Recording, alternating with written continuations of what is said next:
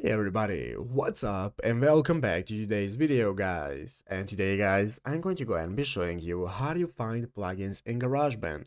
This is a very simple thing to do, so make sure to watch this quick and easy video till the very end and follow my steps correctly so you can make sure this works the same for you and you can do this yourself.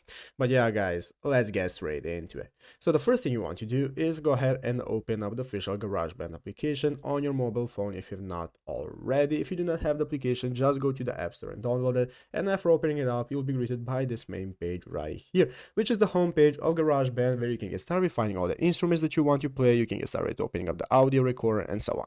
So let's go ahead and take a look at how we can find plugins that we can use for our tracks. The first thing you want to do is go ahead and open up the official menu right here where you can find the instruments for recording. I'm just going to open up audio recorder, and it's going to open up this recording menu where you can see at the top of the screen we can get started recording. We have all the options we can apply and so on. So what I'm going to do is open up the edit mode right here in the upper left corner by clicking the button, and it's going to open up this mixing mode where I can now find all the tracks that I have within my GarageBand music. So now what we can do to add plugins is do the following. Go right here and click on the sliders option that is next to the FX button. That's going to open up the track settings.